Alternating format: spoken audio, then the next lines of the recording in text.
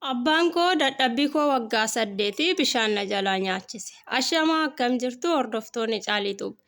Bakka jirtanitti nageenyiif jaalalli Waaqayyoo isinii yaa baay'atu. Warri mana koo haaraa ta'an subscribe gochuun maatii ta'a. Maatiin koo viidiyoo kana like gochuun dagatina. Akkasumas namoota biroof barsiisaadha jettanii yoo amantan share gochuudhaan nu jajjabeessaa aga dhumaatti na wajjin tura. Tole shamarreen kun yookiin immoo obboleettiin keenya kun akkuma nama kamiyyuu biyyoota Arabaa keessatti waggoota hedduuf dadhabdee hojjetaa kan turte. Dirree YouTube kana irrattillee hedduu cimtuu jabduu akka namoota kaanillee wantoota babbadoodhaan osoo hin taane wantoota nama jajjabeessan irratti xiyyeeffattee kan hojjettuu fi fakkeenya dubartoota hedduuf kan ta'aa turtedha. Faasikaatuuf hundumti keenyayyuu ni beekna jedhee abdiin qaba. Waggaa tokkoon duratti garuu gara biyya isheetii galtee achittis galtee cimtee hojjechaa jiraachaa mana ishee bulchaa kan jirtudha jechuudha.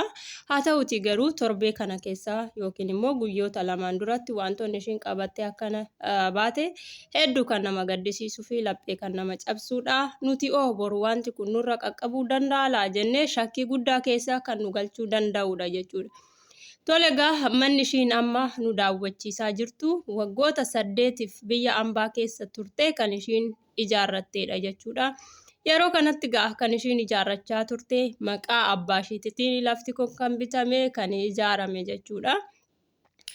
Haa ta'uti garuu amma biyya ishii galtee mana kana gara maqaa ishiitti jijjiirrachuu gaafa barbaadde waa'ee mana ishiitii kana dubbattu garuu abbaan ishii mana kana ishiidhaaf kennuu akka hin dandeenyedha kan isaan murteetti kennan jechuudha. Abbaan ishee sababa mataa isaanii danda'edha kan isaan qaban mana ishii kana yookiin lafa ishii kana dhorkachuudhaaf.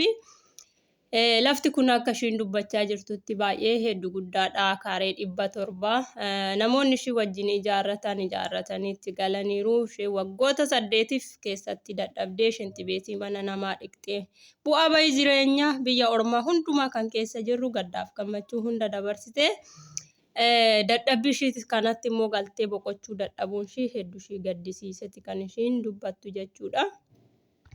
Abbaan ishii kunis sababaan isaan wanta ishii kana dhorkatanii fi mucayyoon kun maatiin ishii hordoftoota amantaa kiristaanaa kan turanii fi isheen immoo biyya ambaa keessatti amantaa ishii jijjiirtee gara amantaa musliimatti jijjiirrattee kan jirtudha. Abbaan ishii immoo eeyyama keenyan alatti osoo nurkaa hin bahin amantaa kee biyya ambaa keessatti jijjiirtee amantaa kee gara amantaa keenyatti deebisuu qabda waan jedhanidha. Murtee kan isaan kennan kanan taane taanan garuu akka ishiidhaaf hin kennamne lafti kun yookiin manni kun jechuudha. Murteen isaanii inni dhumaa kan isaan dabarsan jechuudha. Tole gaa amma kan ishiin hedduu gadditee boo'aa jirtuu fi manni kun yookiin lafti kun abbaan ishii haadha manaa lama akka qabanii fi itoo rabbiin fidiin abbaan ishii immoo waa ta'anii manni lachuuyyuu mana kana qooddachuu akka isaan danda'anidha kan ishiin ibsaa jirtu. Dhugaadha seerri lafa kana yookiin mana kana maatii isaanii mana lachuu jiraniifu walqixatti qoodaa maqaa abbaatiin jira waan ta'eef jechuudha. Hedduu nama gaddisiisa dhugaa dubbachuuf abbaan akkas nama gochuun nama gaddisiisa. Haa ta'uti amantaa ishii mucayyoon kun waggaa 18 darbiteerta aga ta'etti immoo akka barbaaddetti jijjiirtee amantaa ishiidhaaf ta'e hordofuu mirga guutuu qabdi tureeyyu jechuudha.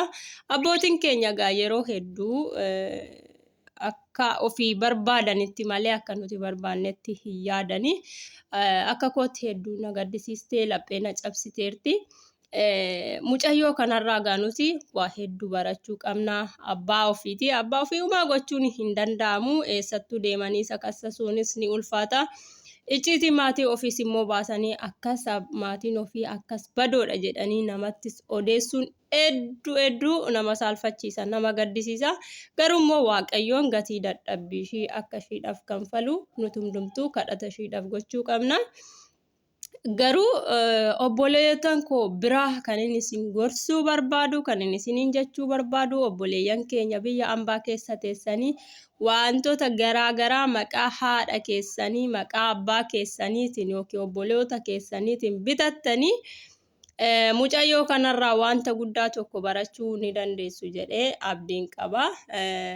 Egaa qabeenyi tokko dhiifama maqaa abbaa keessanii yookaan haadha keessaniitiin gaafa jiraatu yoo wanti tokko uumame obbolaan keessan walqixa isinirraa hirachuu akka isaan danda'an beekuu qabdu. Sasiin biyya ambaa keessatti dadhabdanii guddaaf xiqqaan ifatamtanii fiddanii isaan dhufanii isinirraa qooddachuu ni danda'u, mirga guutus ni qabu jechuudha.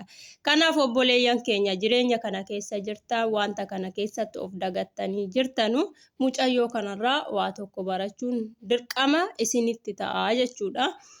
Wanta biyya ambaa keessa teessanii bitattan tokko gaafa bitattan maqaa keessaniin gochuu ni dandeessu. Yeroo tokko maqaa keenyan akkamitti goona maqaa keenya nuti biyya ambaa teenye isinitti wanti jedhu dhagahamu akkasumas maatiin keessanillee isin achi jirtu akkamiin akkana ta'uu danda'a jedhanii akkasiin hin taasifne isin gochuu danda'u jechuudha.